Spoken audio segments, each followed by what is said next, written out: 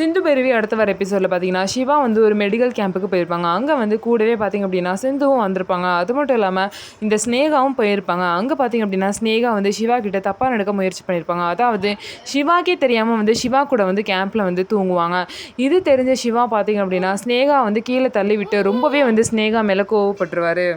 இன்னும் சைடு பார்த்திங்க அப்படின்னா ஆறுமுகம் வந்து சென்னைக்கு கிளம்பிட்டு இருப்பாரு. ஸோ விவசாயம் சம்மந்தமாக ஒரு மீட்டிங் இருக்குது அப்படின்னு சொல்லிட்டு அவர் சென்னைக்கு கிளம்பிட்டு இருப்பாரு.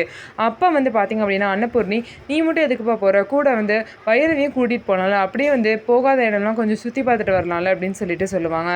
நான் சொன்னால் இங்கே அவ கேட்க போகிறா, நீங்களே சொல்லுங்களேன் அப்படின்னு சொல்லவும் வைரவி கிட்ட அன்னபூர்ணி வந்து சொல்கிறாங்க, இதெல்லாம் ஓ மேலே தானோ அப்படின்னு சொல்லிட்டு ஆறுமுகத்தை திட்டிட்டு, இல்லைத்த நாளைக்கு நீங்கள் ஏதோ பூஜை இருக்குன்னு சொன்னீங்களே, அப்போ அந்த பூஜை பண்ணணும்ல அப்படின்னு சொன்னப்போ, ஆமாம் நான் மறந்தே போயிட்டேன், அந்த பூஜையில் வந்து பைரவி கண்டிப்பாக இருக்கணும், அதனால் நீ மட்டும் போயிட்டு வா ஆறுமுகம்னு சொல்லிட்டு ஆறுமுகத்தை மட்டும் தனியாக அனுப்புகிறாங்க. இன்னொரு சைடு வந்து சிவாவை வந்து ஸ்னேகா ரொம்பவே டார்ச்சர் பண்ணிட்டு இருக்காங்க. ஸோ அந்த டார்ச்சர்லேருந்து சிவாவை எப்படி வந்து சிந்து காப்பாற்ற போகிறாங்க அப்படின்னு சொல்லிட்டு வெயிட் பண்ணி பார்க்கலாம். நம்ம வீடியோ உங்களுக்கு பிடிச்சிருந்தா நம்ம வீடியோவை லைக் பண்ணிக்கோங்க, மறக்காமல் நம்மளோட சேனலை சப்ஸ்கிரைப் பண்ணிவிட்டு பாருங்கள்.